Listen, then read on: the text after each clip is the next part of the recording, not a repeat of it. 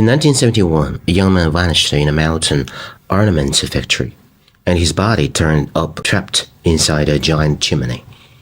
Welcome to Alex's Story Time, and I am Alex. This case involves a real incident that I heard about.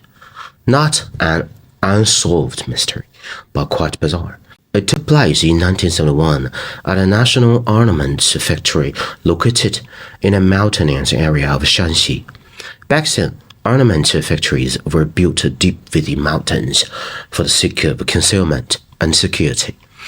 Although it was still the Cultural Revolution, the factory was situated in the mountains where information was relatively isolated, and plus strict management within military-industrial enterprises.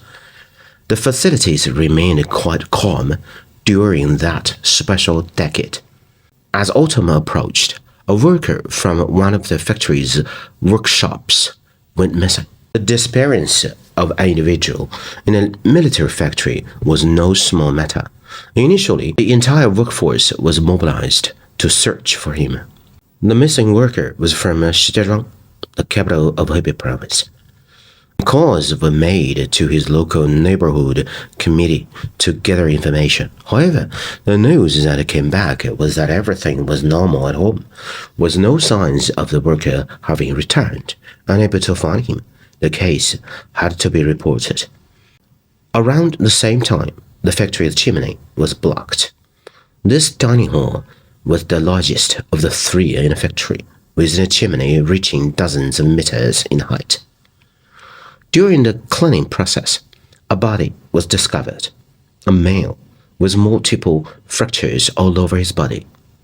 At that time, there was no DNA technology, so the identification was made based on height, clothing, and the wristwatch he wore, which matched the missing worker. The next question was how to classify this death. Suicide was unlikely.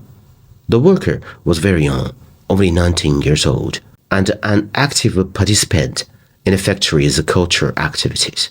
He was skilled at singing and performing model plays, and he had a cheerful personality. His dormitory mates also reported that he had shown no signs of abnormal behavior before his disappearance, such as emotional distress. Regarding emotional affairs, the young man had not yet been in a romantic relationship.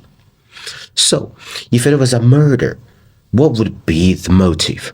He was just an ordinary worker, not involved in any power struggle or emotional disputes. And the manner of his death was perplexing. The forensic conclusion was that he died from a fall from a great height, implying that he had fallen from the chimney. If the murderer had killed him first and then carried his body up the dozens of meters of chimney to throw it down, disregarding the primary crime scene, it's hard to imagine how the murderer could have carried a dead body to the top of the chimney. The local police even conducted an experiment, finding the strongest man in the factory and having him carry someone of similar height and weight to the deceased. They couldn't even climb 30 steps on ladders. Carrying a living person who can cooperate with you is easier, but a dead body only becomes heavier and much more difficult. If the murderer had deceived the victim into climbing the ladder with him and then pushed him off from above, this scenario was proven impossible. The ladder was very narrow, only allowing one person at a time.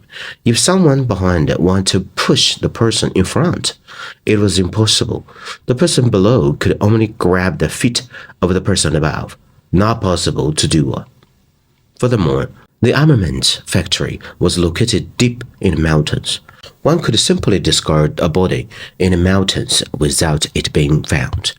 So why throw it into the chimney where it would inevitably cause a blockage and be discovered soon? The individual neither committed suicide nor was murdered, yet fell from the top of the chimney. How to explain this?